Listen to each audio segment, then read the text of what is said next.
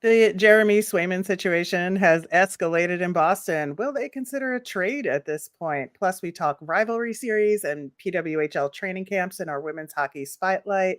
And we look at the weekend ahead as the regular season kicks off in Prague as the preseason wraps up in North America.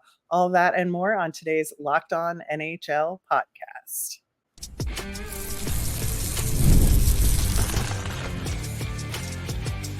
You're Locked On NHL, your daily podcast on the National Hockey League. Part of the Locked On Podcast Network, your team every day. Happy Friday, everyone. Thanks for making Locked On NHL your first listen every day. I'm Rachel Donner from Locked On Flyers, and I'm here this week with Seth Toupal, who you should recognize from the Tuesday show here at Locked On NHL, as well as Locked On Wild stepping in for Gil this week. Subscribe or follow us over on YouTube. We're on the SiriusXM app or anywhere you listen to podcasts. You'll get our latest episode as soon as it's available here on the Locked On Podcast Network, your team every day. Today's episode is brought to you by FanDuel. Place your first $5 bet and you'll get started with $200 in bonus bets guaranteed. Visit FanDuel.com to get started. Happy Friday, Seth. Rachel, it's good to be with you. As you alluded to in the open, happy start to the NHL season, even though other teams are still, like the Wild, going through their preseason process. So, yeah, we even have a preseason game on Monday to the makeup Preds Lightning game, which, oh boy. Why are we doing this? I know why, it's money, but why? But at any rate, as of recording, we still do not have a contract for Boston Bruins goaltender Jeremy Swayman, and the tension seems to have escalated a little bit here. Yeah, this is getting dicey. Like anytime you have a team that is willing to publicly disclose the amount of money that they have offered a player to try to make said player look bad, it's not great. And if I'm Jeremy Swayman, and my camp, I'm pretty peeved by that you would have all of the team brass do a press conference, and when asked, what was the offer, basically throw it out there on the table and make it seem like the player is a bad person, bad teammate for not taking it. So if I'm in the Swayman camp, I'm like, you know what? I think we're going to dig our heels in, and we're just going to hang out and see what Boston is willing to up it to. Because the other part of this for the Bruins, are they really comfortable going into the season with as many expectations as Boston teams typically have with Jonas Korpisalo as their number one goalie? I don't know. I mean, Korpisalo is absolutely like a 1B guy. So it is dicey at best. And you think like last season, now I understand there's kind of the bubbling arbitration hard feelings with Swayman from the last time around, right? We understand that. But last season with the Bruins having perhaps one of the most fun goaltending duos in the history of hockey, where then they trade one of them away and the other one can't get signed. I mean, that is, I think, really damning for the Bruins organization. Yeah, and don't overlook the fact that, and I'm sure he understands the business side of things, but I would imagine Swayman's a little upset that his BFF, his buddy, is no longer with the team. Look, it's at the end of the day, you have to try to make the money work from a team standpoint, however you can. But this is getting a little tricky for Boston, because you need a guy like Swayman to get you through the regular season. But at the same time, is he worth what he is asking for? Is he worth $10 million a year as he is trying to get? I don't know that any goalie is. Yeah, I mean, yeah, as somebody who's covered the Flyers, I know what it's like to grossly overpay a goaltender on a long contract, and it hurts. It hurts for a long time, and the Flyers are technically still paying Ilya Bryzgalov for like another 2 years. So you don't want to get yourself into that mess. So I understand like where management is coming from, but also I think if you make a choice and you say we're putting all of our eggs in your basket, then you got to pay like the farmer who's making the eggs, you know? Like that was a Yeah, very terrible metaphor, but it makes sense somehow. it's going to be really interesting because you look at other situations. I mean, the Sergei Bobrovsky contract is one that Florida, they threw a lot of money at him, and he has off and on been the guy for them in the net, but has also had stretches where he isn't. And so Yeah. there's always that pressure of, if you are a goalie that makes $9-10 million a season, you're expected to be top of the top. And if you're not, then people are going to just immediately go to, well, he's overpaid, not worth the money. So it's a delicate balance. And the only way I think that this gets resolved is if both sides get into a room and start to try to hash things out. Doing so through social media and through media channels, never a good recipe to try to get a contract done. Yeah, and to have good feelings about it moving forward and for Swayman to be in a good spot with his teammates. I mean, it's, he could be putting their season at risk to start the season. So, I am always on Labor's side and I'm going to be team player like 99% of the time, but it's a team sport too. So you got to think about those things as well in all of this. But I think that one of the interesting things is it feels like, Seth, and you are the expert to talk about this, that the Minnesota Wild are trying to get ahead of any such controversy here with Kirill Kaprizov, right? Yeah, you're exactly right. We heard Wild owner Craig Leopold pretty boldly claim, and he's right, that the Wild can offer more money, more years than anybody else can potentially offer him on the free agent market. And so on one side, hearing him say that they are going to offer more than anybody else can is great. It's good to hear that commitment from ownership, but that's only one side of the coin. Like, if you are a team that is not going in the right direction, it doesn't matter how much money you throw at a guy. He's going to want to go somewhere that's committed to winning, that is capable of winning, and that gives a chance to go hoist the Stanley Cup at some point. So this is not as much on Craig Leopold as it is Bill Guerin to show Kaprizov that this team is moving in the right direction, is going to be competitive, and not just, hey, we're going to make the playoffs every year. We're going to legitimately compete. We're going to legitimately be able to win a Stanley Cup with you. Here's the centerpiece. And so, this prospect pool that has been pretty highly touted, that's the key to all this, is as those guys start to get into the lineup and get more opportunities, those are points where Bill Guerin can go to Kirill and say, hey, look at this guy. Look at this guy. We think he can be a really big piece of this moving forward. And so I've said on many other shows, the clock has already started. And so every move that's made Right. between now and the end of next season, every move that's made should be made with the eye of trying to make sure that it aligns with winning and keeping Kirill Kaprizov here and happy as a member of the Minnesota Wild.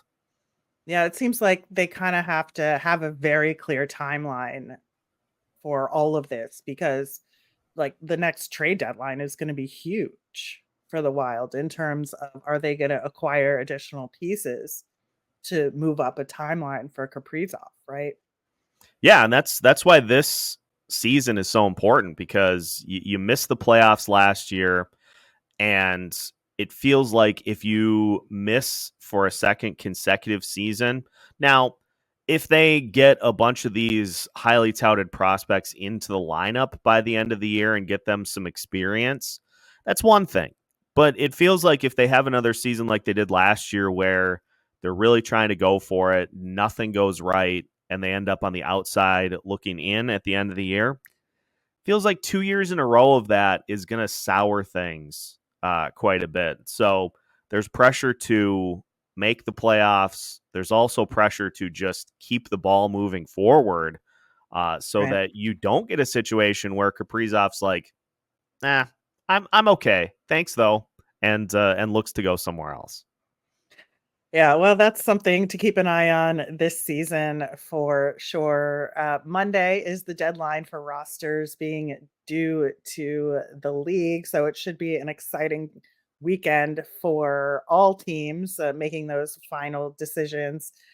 Gotta consider all the injuries we've had this preseason and some of those decisions. The guys talked about it on the Wednesday show, but this has been one of the most brutal preseasons for injuries. And I definitely think it's going to affect those roster decisions. Oh, for sure. You've got a lot of key pieces that are going to be out of the lineup when the season starts for a few games or a while. We have our biweekly women's hockey spotlight with a lot of good stuff. We have the Rivalry Series roster out, as well as PWHL camps about to get going. So we will get to that with Erica Ayala coming up next. Today's episode of Locked On NHL is brought to you by FanDuel. Hey, NFL fans, you can start the season with a big return on FanDuel, America's #1 sportsbook. So when you get a hunch in the middle of the game, you can check out the latest stats, view live play-by-play, and so much more on the same page where you place your bets. If you're a fantasy football player like me, I've got 90 tabs open, trying to keep tabs on every single player while the games are in action. FanDuel, you don't have to do that. They have everything lined up for you right in one place. Plus, you will get started with $200 in bonus bets guaranteed when you place your first $5 bet. It doesn't even have to be a winner. You can just throw $5 down on your favorite team. If they win, if they lose, you get $200 in bonus bets guaranteed. So head to FanDuel.com to get this action started today. FanDuel, America's #1 sportsbook. And we are back with our biweekly women's hockey spotlight, welcoming Erica L. Ayala to talk all things women's hockey. Welcome, Erica. Thank you so much. Another week where we get to talk women's hockey on the Locked On Podcast Network. Always a good time, and good to see Seth here. I mean, we kind of connect every day on Locked On Kraken, but now we get to chat hockey together. Yeah, I'm always glad to step in whenever needed for pretty much any show, and always good to see you, Erica. Like you said, we interact a lot behind the scenes, but always good to get that FaceTime too. That's it.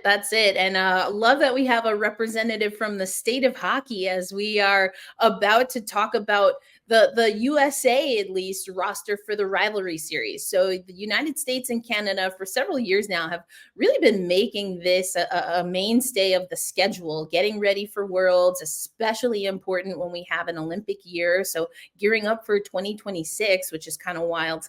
And, I think there are definitely some names that we recognize, actually 24 carryovers from the last World Championships, and also some new blood. So I always wonder, Rachel, when we are kind of getting closer to the time where everyone's starting to think about the lead up to the next Olympics, how much we read into the tea leaves when it comes to these rivalry series rosters. But, I want to head to you first here.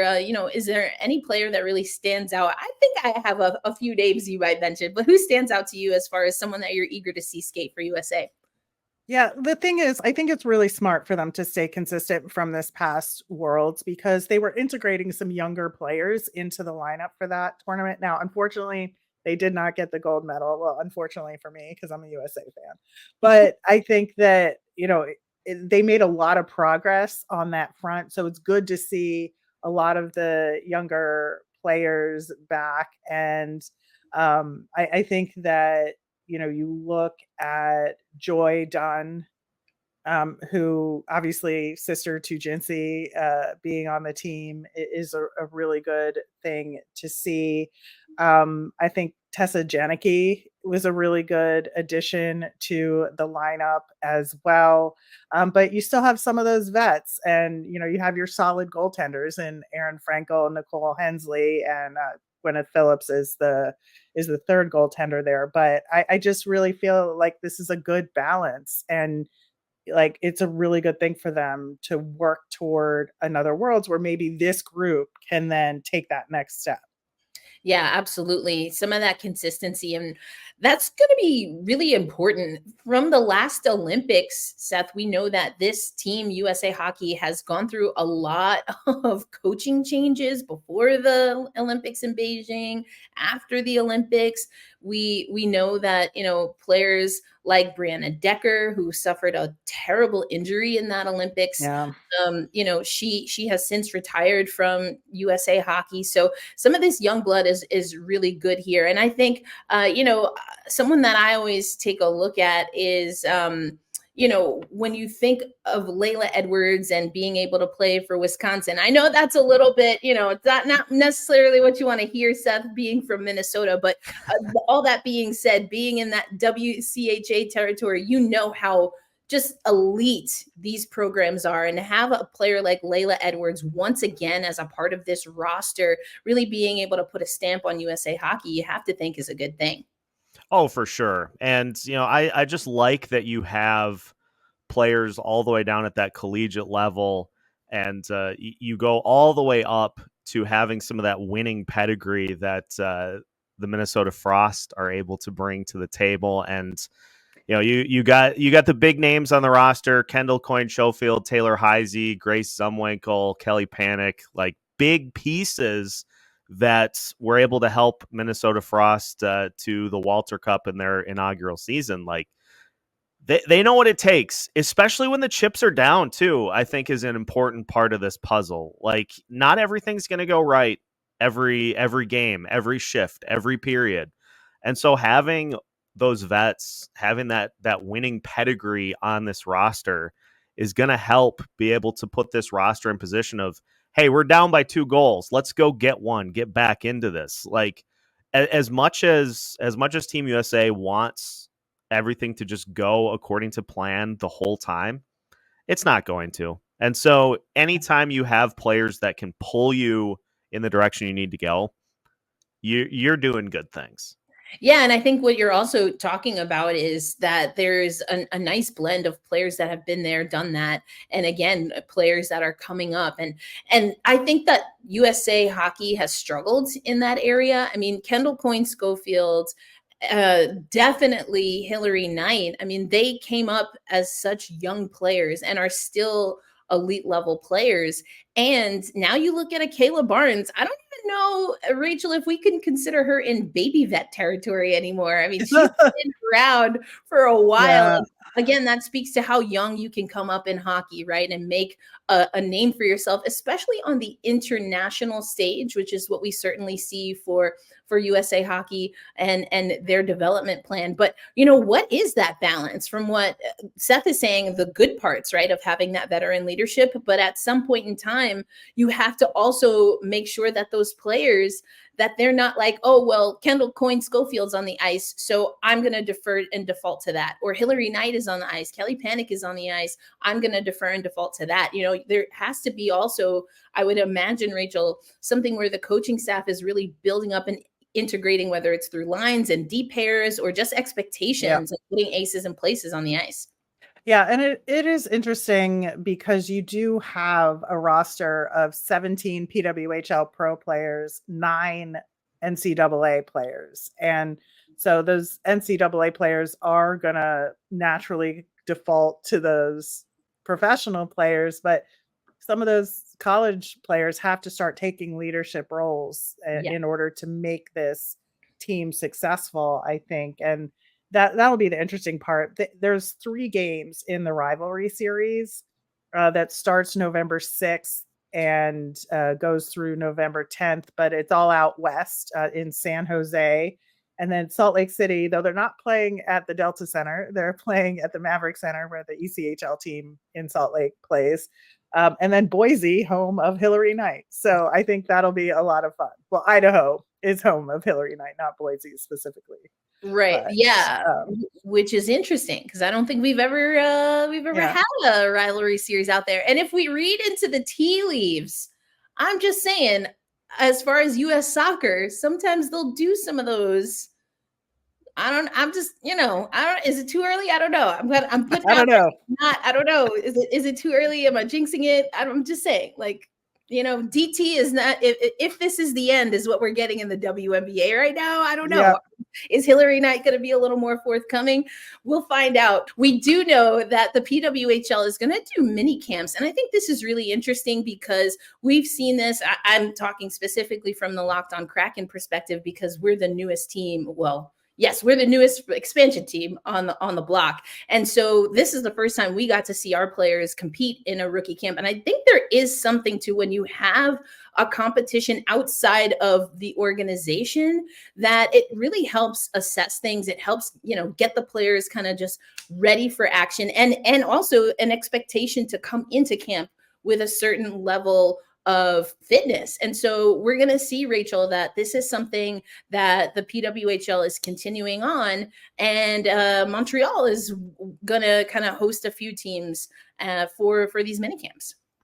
Yeah, and Ottawa is going to host the other teams in the mini camps as well, which all leads to camp rosters are due to the league October 10th. So they're going to take advantage of these mini camps, have some amateur tryouts, whittle that down and get training camp rosters in so that hopefully we can get going.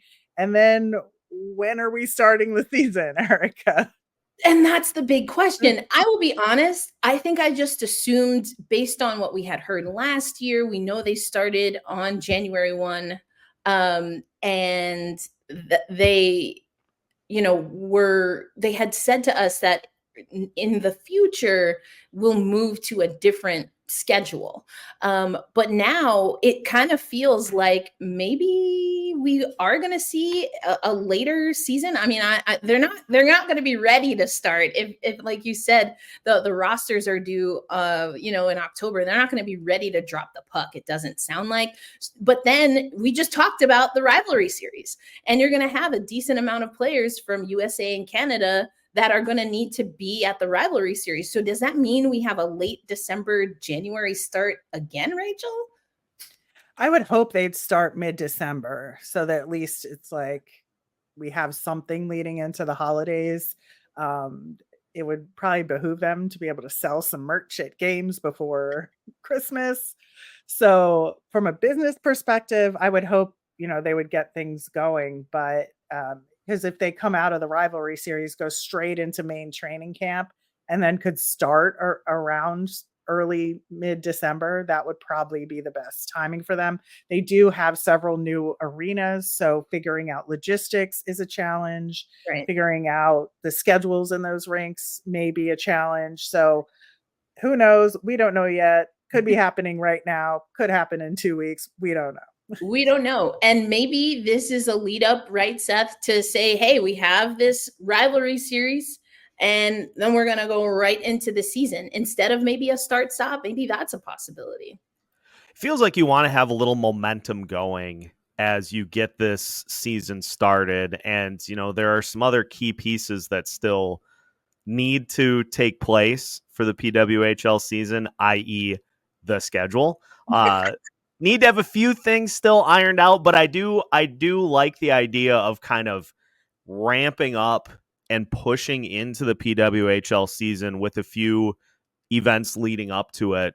Yeah, for sure. Well, either way, we do know that teams like Toronto, they have their season ticket holders locked in. So whatever the games are, it's good to see that there is definitely demand for women's hockey. And this is a league that's brand new. They can be nimble. And if I had to guess, it's exactly, Seth, what we just, and Rachel, what we just talked about. They're going to use the rivalry series as a ramp up. This was kind of the vision, I think, overall for what this league that we now know as the PWHL was always intended to be. And so this seems like a prime opportunity, but that's just what we think. No one's hiring us to run the league. So we will have to see what happens, and we will keep you posted on the next Women's Hockey Spotlight.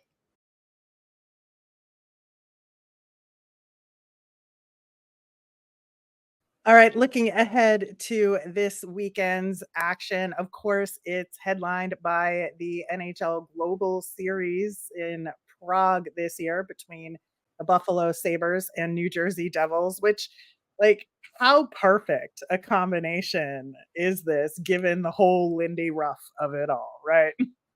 Yeah, it's a perfect way to get the season started because you've got two coaches in Lindy Ruff and Sheldon Keefe who are trying to just set a new standard with different teams than they had last season. And you've got the Devils on one hand, who are a young team that had a great season a couple years ago, really underachieved last year. Sheldon Keefe trying to get them back on track. And you have Lindy Ruff going back to Buffalo to Going home. try to get that Sabres team into the playoffs for the first time in, I think, 13 years. Yep. So there's a lot of compelling sides to this start to the year. And I think both teams are really feeling it to try to be in that postseason mix in a very tough Eastern Conference.